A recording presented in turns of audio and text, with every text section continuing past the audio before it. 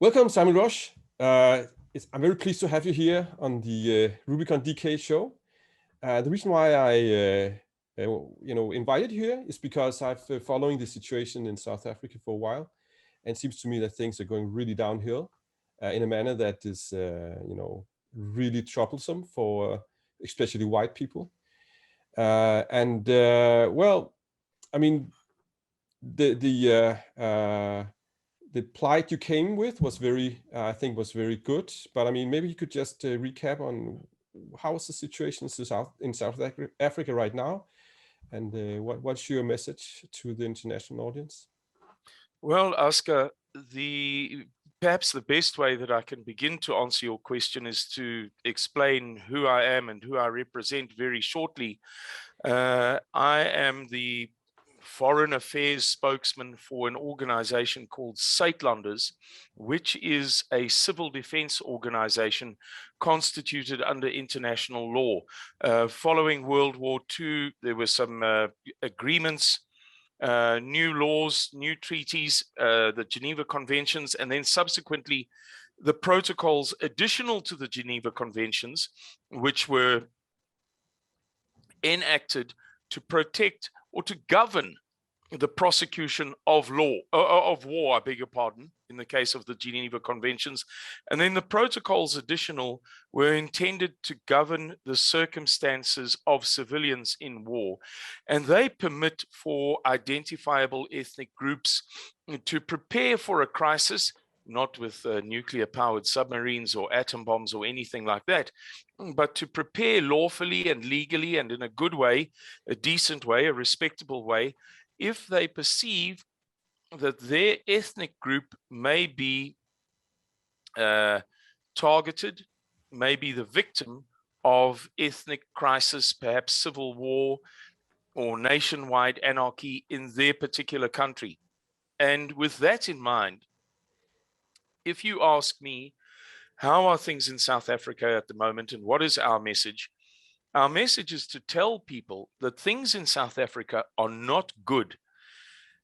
However, it's a message that can be difficult to get out to the world because the decline of South Africa is quite gradual and quite controlled. I just want to, sorry, there's a thing flashing on my screen and the screen on my left, I just want to get it out of my eyesight. Because the decline of South Africa is so gradual and so controlled, it's not as if we can say, well, from day one to day two, the society ended, or civilization ended in our society. Instead, what's happened is that over the 27.5 years of African National Congress rule, little by little, the society has crumbled to the point where we now perceive that the next big step is going to be very, very dangerous.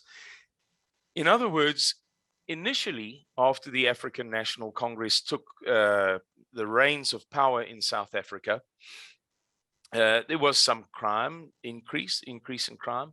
There was corruption, more corruption than perhaps there had been before.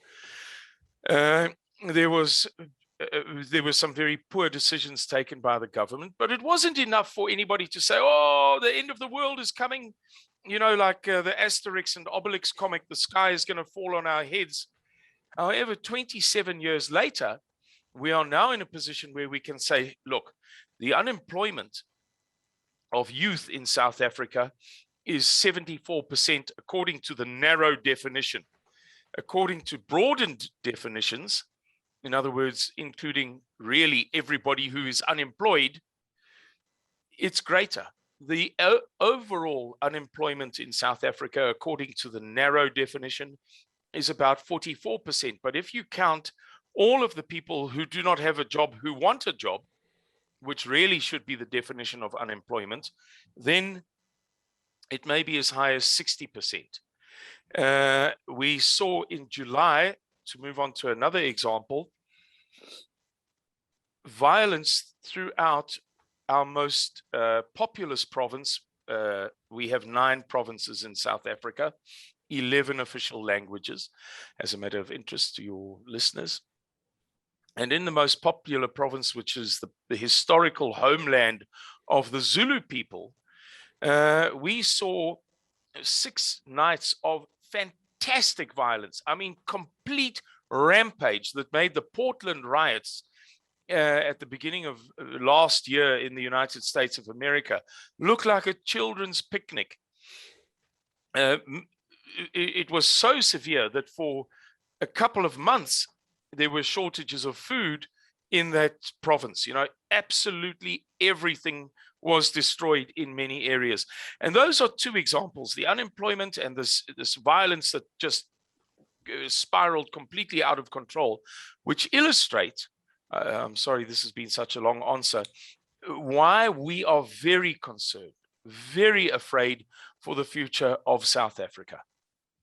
Okay, so it's, I mean, South Africa as a nation, as a system, I can hear that that's the trouble. But I mean, as I understand it, you as an ethnic group, you know, the Boers, you know, descendants of the Dutch people who went there 400 years ago, is specifically targeted. Is that true, or is that wrong? Is that right? Yeah, that's absolutely true. I'll illustrate it with one example. There was a 19-year-long process in South Africa to address historical land claims. So where tribes or clans, black clans and black tribes believed that they had had land wrongfully taken from them, they were able to claim it back. And over that 19-year enormous process, very intense process, all of those claims were addressed. All of the claims were addressed. And in that process, many, many black people gained access to land that perhaps they had not had for 100 or 200 or whatever period of years, with the result that it is no longer the case that all of the farmers of South Africa own, all of the white farmers own all of the land. For instance, just the king of the Zulus and the tribal authority in the province of KwaZulu-Natal own 32% of the land. That excludes the housing and the non-tribal land and the plots.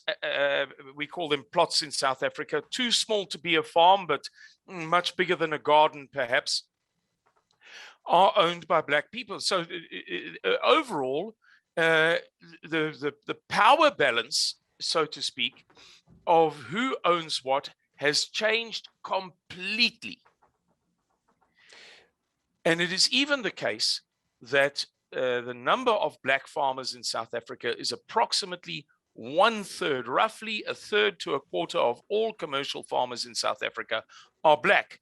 But in all of the recent years that we've seen farm attacks, the famous South African farm attacks, the famous South African farm murders, the famous South African farm rapes, if we have, let's say, 48, 54, 62, all of the names are white. So clearly it is white commercial farmers that are being attacked on their farms and not black commercial farmers. And nobody can any longer use the excuse, but there are no black commercial farmers. It's absolute rubbish. There are many thousands, tens of thousands of black commercial farmers, number one, and many millions of hectares of land are owned by black people. So that just goes to show you that clearly the white farmers, the white people, are the targets of this violence. And as I say, that was one example. We could also talk about the disproportion of crime in white suburban neighborhoods, predominantly white neighborhoods, that is perpetrated by black people. There are many, many illustrations to respond to your question. Yeah, that was actually what I was, what I kind of researched before I did the interview, and that's why I actually responded to the interview, because I think it seems to me that it is the white people who are targeted, and also the character of the violence is horrendous. I mean, this is just not just bar fights. This is really, really ethnic cleansing in many ways. and it's just that. I mean, what do you do? I mean, the authorities, do they not act into to address this problem, or how is it? What's the reality on the ground there? This morning I was reading a little piece by a liberal think tank institution. So this is not right-wingers, crazy maniacs, neo-Nazis. This is a very famous liberal institution writing about a video. I haven't yet watched the video, but talking about this this crisis of authority, the crisis of policing. And one of the points that they referred to, saying, well, if you watch this video, we're going to discuss this, and we're going to discuss that, and we're going to discuss the next thing, was that no new police have been trained for 2 years. No new police have been trained for 2 years. Now, as it is, we conservatives could come on a radio show and say, well, the police are useless and the police are hopeless, and it's because the African National Congress is absolute rubbish, and everybody thinks Nelson Mandela is a saint, but he was a criminal. But it's not us saying that. It is liberal institutions using facts, figures, data, and statistics. No new police trained in 2 years. And if you ever have the opportunity to come out to South Africa, and perhaps you visit Suidlanders, we can take you to people, ordinary people, decent people, not maniacs, good people. And you can meet for yourself people who will describe to you how long it takes for the police to answer the telephone, if they answer the telephone, how long it takes for the police to come to investigate a crime, if they come to investigate a crime. At the local police station, how many vehicles, let's say a local police station should have 30 vehicles, maybe 17 of them are not running. Of the remaining 30, so they're lying there broken. Of the remaining 13, 7 are missing, stolen. Of the remaining 6, 2 are at the home of the police commander.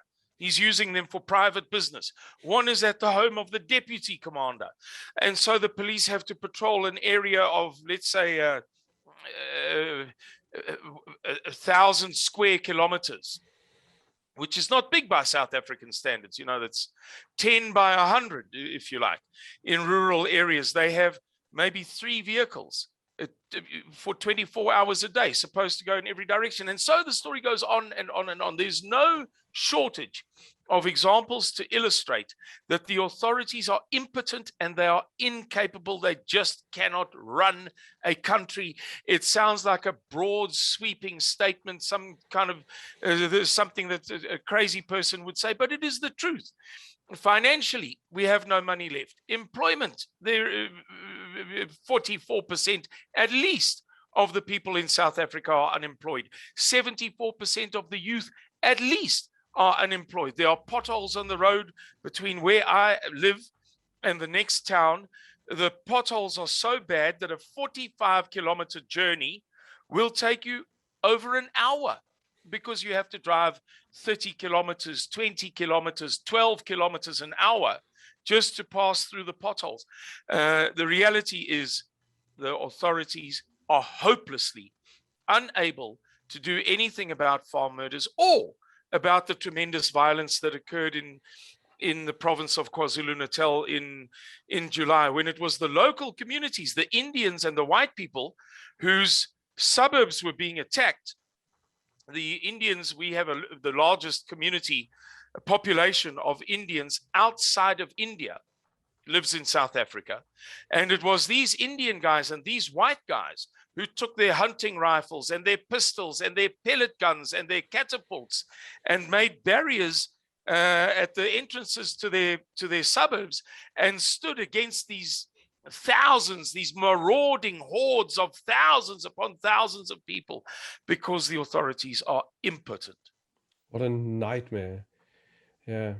So what you're saying is, I hear your story, And it just sounds, because Denmark and South Africa, on a cultural level, we're more or less the same or used to be, right? We have well-working roads and, democracy and so on and so forth.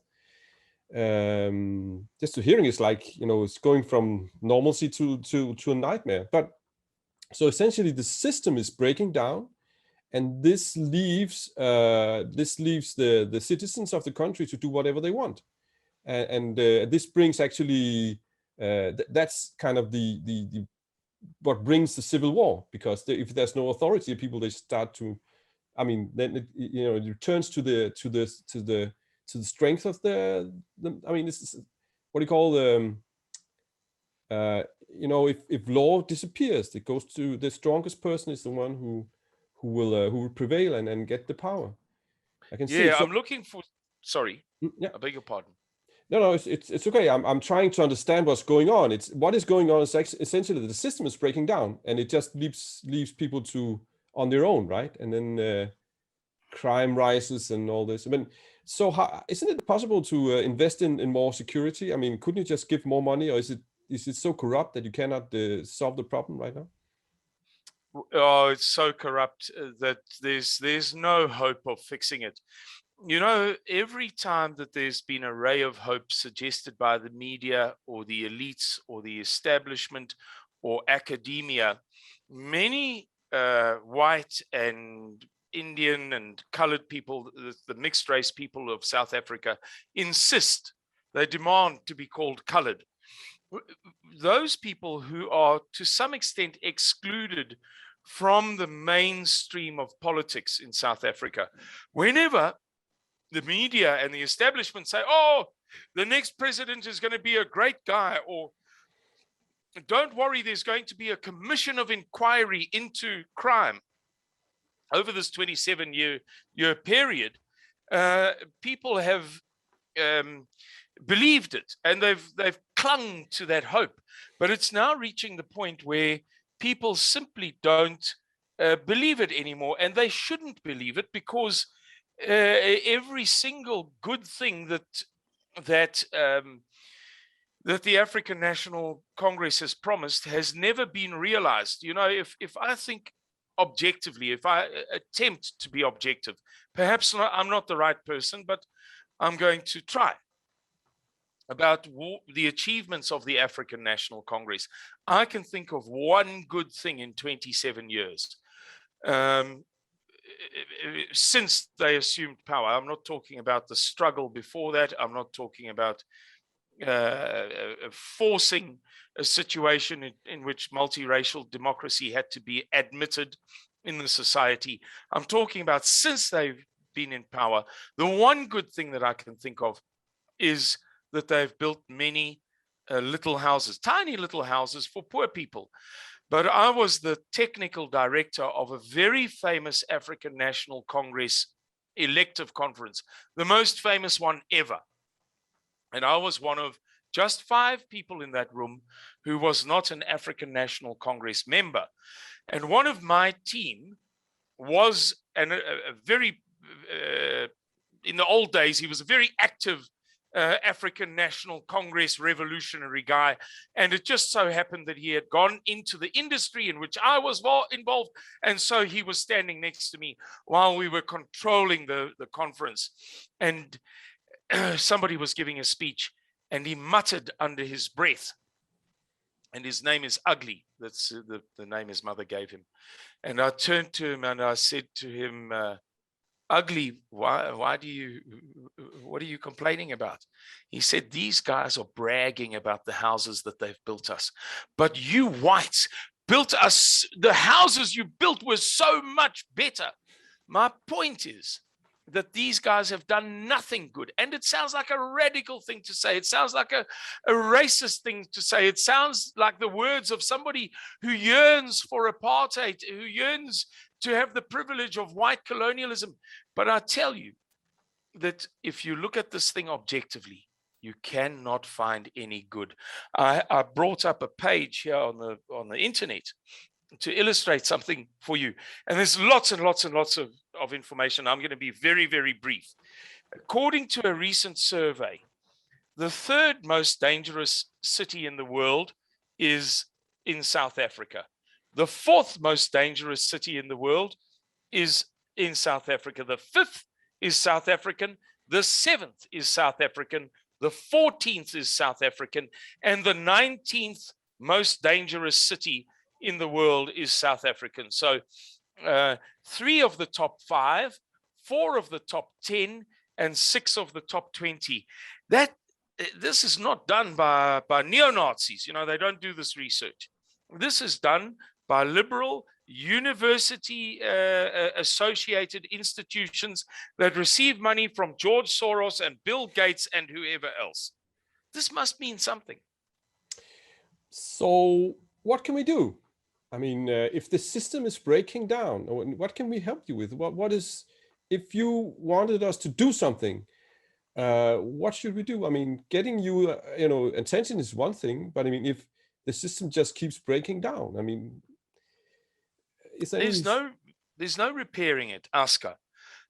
Oscar, some time ago, I did an interview with Stefan Molyneux, and at the end of the interview, he said to me, so what can we do, we in the West, about our societies? He's Canadian, but he often speaks with reference to North America, and his audience is very largely in the United States of America. And he was referring to European-derived societies, the West, the North, Europe, North America, Australia, New Zealand, this universal crisis that is facing those societies. And I said to him, there is nothing that you can do to fix it. And he was quite disappointed with me for my answer. I think he thought that I was being spiteful or unhelpful, which wasn't the case at all. Unfortunately, many people in Western societies fail to appreciate the extent of the trouble that they are in, the extent of the financial crisis that they are in, the extent of the immigration crisis that they are in. We, having been through this movie before, having acted in it, not just watched this movie, but having performed in it, have a better perspective. We're not better people, we're not cleverer people, but we have a far better objective perspective on how society fractures, how it fails. And with that in mind, I'll answer your question by saying that there's very little, there's nothing, in fact, that we can do to fix South Africa. It would require a miracle of miracles. As one economist wrote not so long ago, South African economist, a very highly regarded man, he said, if the best government in the world was transplanted to South Africa, and they ran South Africa completely from top to bottom, it would take 7 years to stop the decline of South Africa. In other words, the momentum. You know, you hear these stories about super tankers on the sea, and if the captain wants to stop the tanker from crashing into something, he has to, 2 miles before, he has to do whatever he has to do. And to reverse takes even longer again. And this guy said, and it would take 7 years to reverse the next 7 years decline. And he was quite scholarly about it. You know, he'd done some calculations, and he had a scholarly, educated opinion that led to him using those numbers. So he ended the article saying, if God sends the best government to South Africa tonight, while you're asleep, which he's not going to do, it would still take you 14 years to have a day as good as yesterday was. This is an unfixable problem. We have a government that is corrupt to the marrow of its bones, and that thrives on that corruption, gloats smugly in that corruption, and turns its nose up at anybody that criticizes it for stealing everything, hundreds and hundreds and hundreds of billions. So much so that we have power problems all across South Africa. For instance, in my own little village, the local municipality stole all of our contributions, or everything that we paid for all of the services. So the national electricity supplier is now cutting off our electricity, and nobody has been charged. Nobody has been tried, in a court. Nobody has gone to jail. That's the way it works in the new South Africa. Finally, excuse the long answer. The only thing I can say is if people wish to help us, Suidlanders is a good organization. We're an organization of good, decent, conservative family people. And if people wish to visit our website, suidlanders.org, SUID, landers.org. It's as easy as that. And go to the bottom of the page. They can find an opportunity to make donations, and those donations enable us to continue to fight the good fight, to protect the interests of minority groups in South Africa, to pay the salaries of our staff members who go all over South Africa, preparing people for a crisis, helping them to prepare food and clothing and medication for the worst events in South Africa.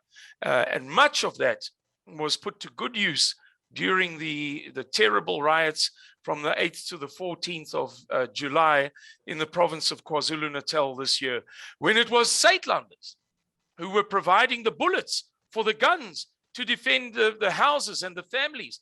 It was Suidlanders who were providing the medication. It was Suidlanders who were saying, right, nobody's been able to go to the shops for 6 days or 5 days or 4 days, but we have some preparations. We have powdered milk, and we have porridge, and we have wheat, and we have canned meat, and so on.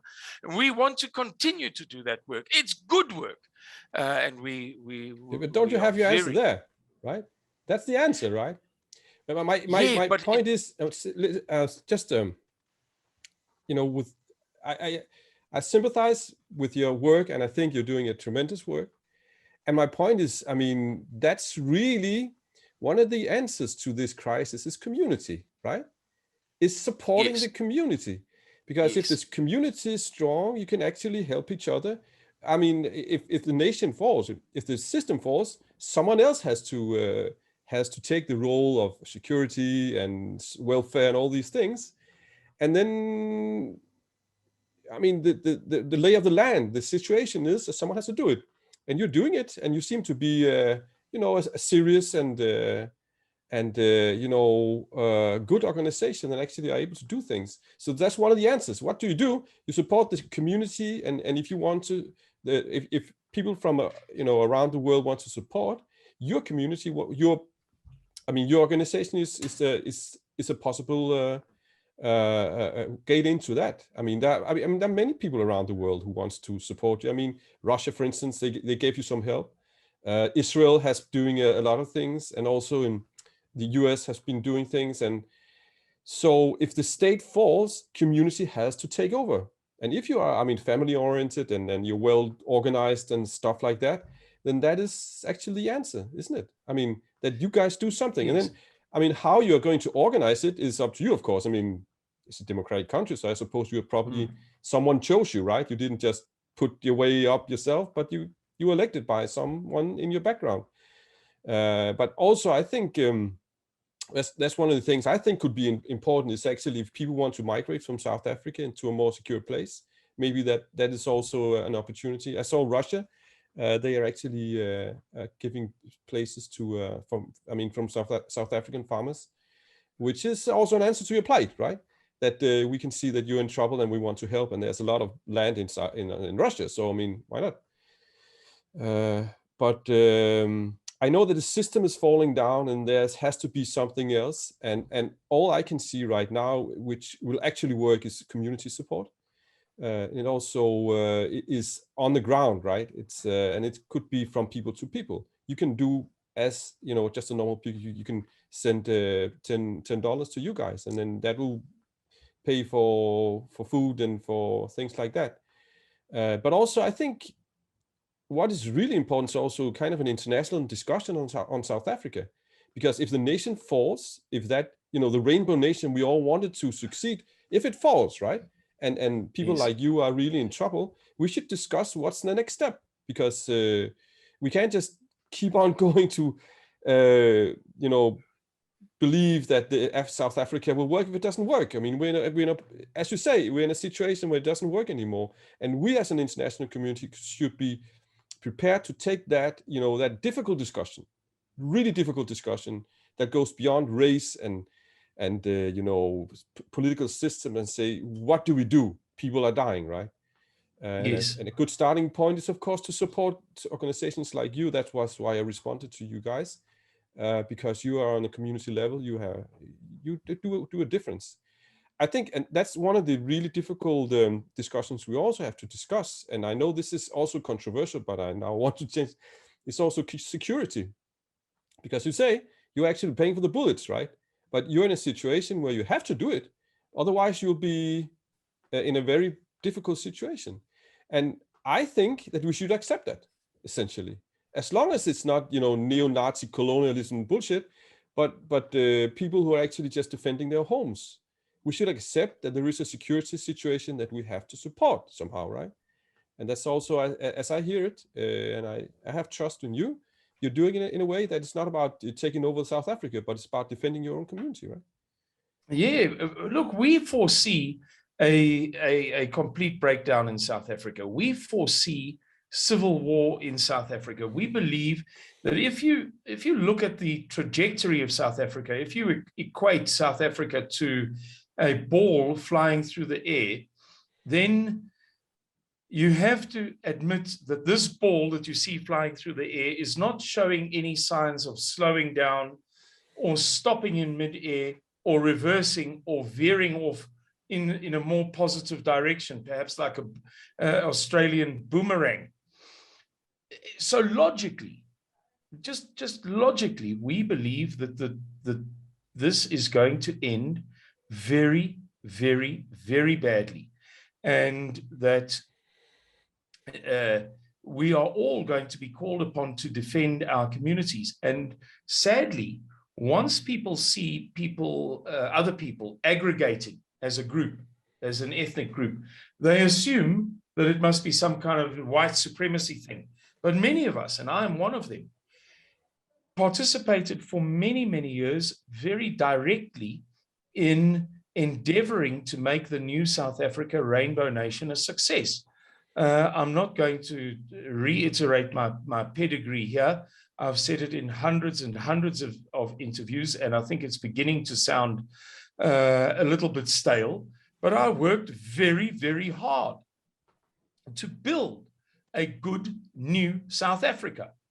But there's certain events that have changed my mind and the minds of other people's. For instance, on Thursday, the 6th of November, 2016, the leader of the kind of Stalinist party in our parliament, the Economic Freedom Fighters Party, the leader's name being Julius Malema, said to a group of supporters, "I'm not calling for the slaughter of all whites yet." A few days later, the Prince Regent of South Africa's oldest tribe, the tribe that can trace its origins back the furthest to the 1000s in Tanzania, said to me, Simon, African idiom works differently to European idiom. In European idiom, you can say something like that and mean something else. In African idiom, it doesn't work like that. What we all heard that man say was, "I am going to call for the slaughter of all whites at some point." And that motivates guys like me and others who are not driven by hatred to say, well, maybe I should think of protecting and safeguarding the welfare of my people, of my mother, of my father, not going out and killing people, but securing us against a threat. No nuclear bombs, no hand grenades, no midnight attacks, just preparing for a real crisis. And that is the conversation that is, you're right, you are perfectly correct, that it's going to have to be held by the international community sooner or later, Oscar. Exactly, and that's really the next step, right? That's what we can help you with, essentially. It's about trying to reflect upon the breakdown of the system of South Africa, and accepting that essentially that people like you are absolutely you have the right to defend your own community, as long as it's not a imperial colonialism racist. I mean, then it's okay, right? Well, if just as an extra mind, because the next step will be, as I see it, this is how these things work, is that system breaks down and a new system arises, and yes. probably after some years and some kind of civil war, there will be new nations, right? And places in South Africa, some will be this, some will be that, and that I think is going to happen. But I just think it's really important that the international community tries to be understanding of this process, and not start banging the drums of anti-apartheid and all this. See, okay, you want it's obviously it's dangerous for you just to have no security, so you're going to have it, and it will end up in a nation. It's just a new nation, or more nations, or something like that. But it should be nations that are not based on suppressing people, but just supporting that community that's in it. And I hope that this development will be democratic and humanistic, and those people who are living in those nations will be nice people. And but just it's the same, in Europe. You also we have this huge problem with Afghanistan migrants that are coming to the European Union, and people say, okay, now we have to build that wall, and Trump was very he was famous for saying we need to build the wall, and he was people didn't like him, and I understand that, because that's a radical thing to do. But now people are saying maybe we should build a wall between Afghanistan and Europe, because it's so dangerous. And this idea that borders are coming back and we have to do it is an idea that we have to take in, understand, and accept. But it has to be in a way which is civil and, of course, humanistic and just, right? And for the right reasons. And that's really the discussion we need to have now, I think. Why are we doing this? How can we do it in a way that is just for everybody involved? And you in South Africa are in fact, the place where things are going most wrong right now. So you are the example that we need to understand from, and also help, right?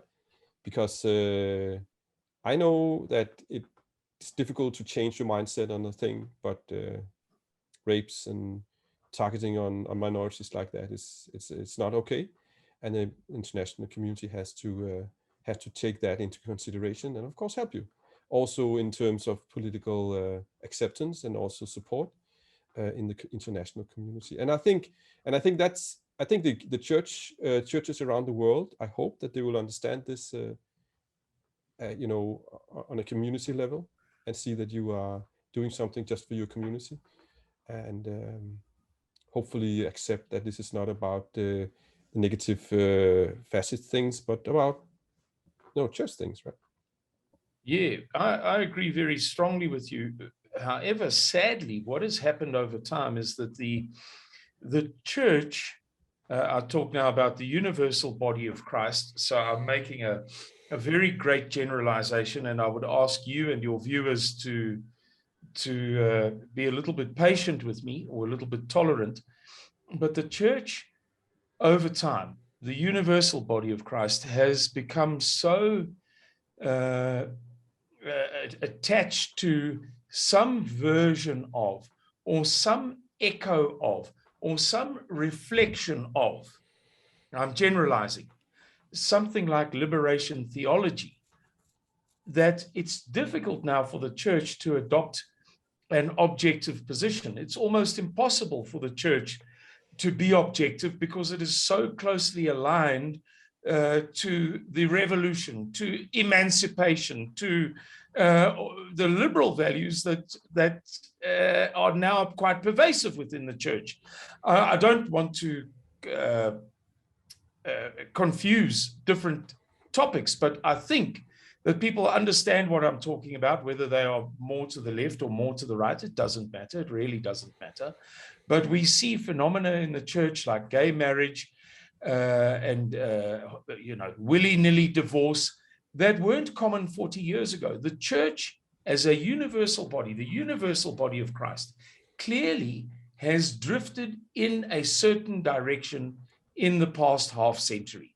Whether you like it or whether you don't like it doesn't matter, but clearly there was a direction. I drove my car in a direction. Whether you like the direction, I drove in a direction. And now for the church to pull back from that position and be objective is very, very, very difficult. And that is why the church is saying absolutely nothing about these race-motivated crimes, none at all. Whereas if, let's say, 60 Black people were to die every year from some kind of racial sort of event, or were to die because they were Black, let's say there was some disease, God forbid, that only Black people could get. And, 184 out of 100,000, that's the ratio of the murder rate of South African farmers, 184 out of 100,000. If 184 per 100,000 Black people were dying of a certain disease, there would be hysteria. Sadly, the church has revealed a profound level of dishonesty in its unwillingness to look at this matter objectively. And I have to say that to you, Oscar. It has to be said because it's the truth. You say that the Jesus is the savior because he hears the truth, right? That's the thing, right? I think, what is important, and this is why I accepted your invitations, because without truth, you cannot have any change. You have to be honest about what's going on, really, right? And that's really the motor of, I think, change, because I think essentially we all agree about the values, right? We're all about family and, community and being a good neighbor and all these things, everywhere, right? Yes. But the ability to be true is what this is about. And truth are always and often a very difficult thing, because then you're unpopular, right? People, they don't like you to. I take you up here in people say South Africa, right? I have so much pedigree now because I've done so many things. So probably people will, accept it, which I hope they do. But essentially, if you do not take truth seriously, things will deteriorate. And I think liberal theology, I think it is a problem. But there are so many places in the church, in Catholicism and in Anglicanism, which is sound and good. And I've met many people from different churches. They're really nice people. But the ability to be true is what we need, I think.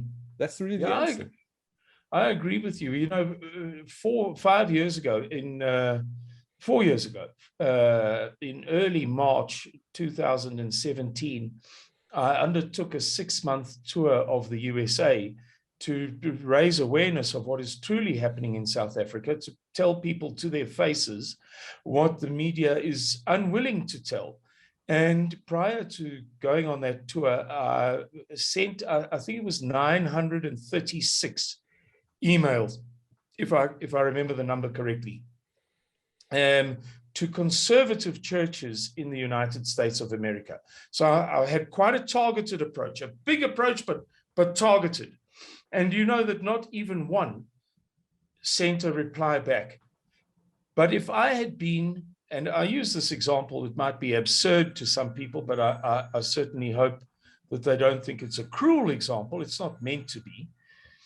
If I was a Ugandan, lesbian, single mother of 7 children with AIDS, all of those churches would have thrown their doors open to me.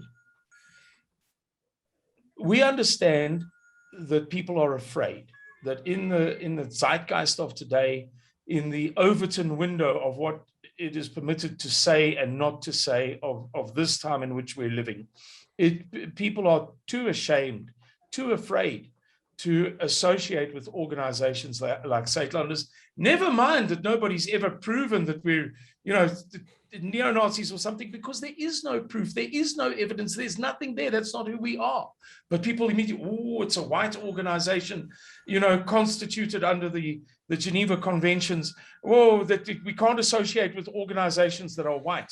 But those same churches would associate with an organization if it was a black organization, or a Muslim organization, or a Syrian organization, or an Australian Aborigine organization. So sadly, we are not anywhere near a point of honesty in this conversation yet. We're very, very far from being the Christians that we should be. And I'm not, you saw, I lit a cigarette earlier, I drink, I smoke.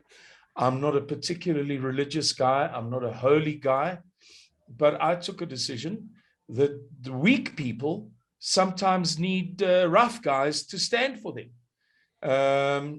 And right now, my people are in a very, very weak position. And it requires somebody like me who doesn't care about the shame, who doesn't care about the humiliation, to go and fight, because the churches, those people who should be conducting these fights, are too ashamed to do so. Yeah, it's, for many years I actually was supporting Obama. Yes. I like him in many ways. And we talked about change, right? This is something I always liked, and I think was a very important thing, to change things. The thing is that if you change things, it has to be based on truth, right? Yeah. You cannot change things which is untrue. And Yes. it also has to be based on some kind of humanism. In Yes. essentially, I think I'm a liberal person. The thing is, in Denmark, we have this tradition of the liberal kind of philosophers going into the, in the Second World War, we had we were occupied by the Nazis. So the leading liberal, he went against it because it was inhuman, right? And the same we've had in Denmark. We also had this Mohammed Khatun crisis. I don't know if you remember it, but there was a huge crisis 10 years ago. With the whole Muslim world was attacking Denmark because the cartoons. Yeah, exactly. Yeah. Yes. Sorry, I misheard you at first. Yes. Yeah, there was a huge crisis in Denmark, and most liberals were like, well, it's nothing to do with us. But me as a liberal, I went against it because it's inhuman, right? And that's kind of really what drives me as a philosopher and as a thinker, is if things are inhuman, whatever they are. Could be anti-Nazi, radical Islam, what's happening with you guys. If it's wrong, it's wrong. And to be honest enough and take that position as a liberal, because essentially I'm a liberal, that can change the world, I think. And I think, I think it can change the world, but at the moment, the numbers involved are so small. And the enemy is so great. The media, the global media, just won't cover anything negative about South Africa unless it forces its way into the media. I'll give you an example to illustrate this. 35%, 35 point something, I forget the number, 35 point something % of women in South Africa will be raped once. Another percent will be raped twice, 3 times. So let's say it's 35% once, and 5% of women will be raped twice, and 1% of women will be raped 3 times, and 0.1% 4 times, whatever it is. But we begin with that statistic. 35 point something % of women in South Africa will be raped once in their lifetime. Now, this is a wickedness, a travesty of decency, a travesty of right and of anything civilized, on a scale that if it was happening in another country, it would be reported day and night. If women in Germany or Denmark or England were suffering a rape rate of one single rape is 35% of the women, and then some women, a smaller percentage obviously get 2 rapes, and It would be there would be feminist marches, 100 million people marching through the streets of Berlin. There would be commemoration days, there would be speeches. But these people, these churches and these liberal governments are so dishonest that they don't acknowledge these huge things. And this is a huge thing. Can you imagine the number of just the abortions that are conducted every year on women who fell pregnant through rape? This is a social crisis that is the equal of any social crisis anywhere in the world today, except maybe COVID-19 and the vaccine debate and what have you, which is pretty much ubiquitous and universal. But you can't, I don't think, provide me with an example of a social crisis in Kazakhstan or Vietnam or Peru that is worse than the social crisis of a 35% single rape rate, or a 184 per 100,000. Do you know that in the USA, which is supposed to be, you know, sort of this gun crazy country, everybody's being shot every day, twice a day, sometimes you get shot, you know, this is how bad they make it out to be, that the intentional homicide rate, murder to you and me, but the word that or the phrase that the United Nations uses is intentional homicide rate. The intentional homicide rate in the USA is 4.88 per 100,000 people per year. In South Africa, the intentional homicide rate is almost 38 per 100,000 per year. Those Americans don't know nothing about murder. They don't try hard enough. They are lazy, lazy, lazy, lazy. They must try harder if they want to be taken seriously. We know about murder. Now, the farm murder rate is not 4.88 or 38 per 100,000 per year. It's 184 per 100,000 white commercial farmers, only commercial farmers, excluding all other types of farmers. 184 per 100,000 per year. And nobody's talking about it. This is a wickedness. This is a shame on the face of the universal church. Yeah, it's well, you think the thing is that, you know, in Sweden, which is just beside Denmark, they have some of the same problems as you have in South Africa. The rape rate is going through the roof, and it's mostly by migrants. And this is also something which is very difficult to talk about, and that's why the media doesn't want to face it and talk about it. While as I have been one person who has always been, you know, quite open about it and have been discussing these things also about Sweden, and strange enough, people, they accept what I say. But and that's what gives me hope, Simon, is that if you're both honest and humane at the same time, people will listen, right? That's really the trick. That's really the key to change these things. Is you have to be essentially a good person. And you have to be 100% honest. If you are that, and if you don't throw it in the face of people and say, "Whoa," and just to say, "This is how it is. We have to change it," and then come with some essential constructive solutions. Yes, people are you know, they are ready to listen, and they will also give you the support. I hope. Yes, I mean, this has become a long interview, but due to the severity of the problems, I think it was, you know, it was the right thing to do. And I will continue supporting you guys, even come down to you to do some documentary if that is. We would love to have you. Yeah, I will. I have family myself, so I can't just, you know, walk away. But maybe in the next year I will come down, and we can do some interviews. You can show me what's going on. And I will also try to give you a voice more and keep focus on us on South Africa, and try to, you know, talk up the constructive and good solutions that there might be possible. One of them supporting you guys, so that South Africans can have support on the community level, but also as in Russia, where they're taking in migrants from South Africa. That's also maybe a solution. I don't know, it's not for everybody, but people are, and also in Israel, we are doing a lot to support the farmers. There have been a lot of security advices to the farmers in South Africa, so they're also helping. So these are I think especially Israel is actually quite involved in South Africa and wants to help, right? Because some of the same issues that Israel has been through is the same is going on in South Africa, right? And actually, we are actually coping quite well these days in Israel. Have changed the narrative, and it's kind of working, right? And I hope that through positive and constructive work, it can change. Please God, may it please God, really. We need change. We need improvement. We need this something to happen. It can't go on like this forever. Otherwise, it's going to end very, very, very badly with the deaths of tens of millions of people.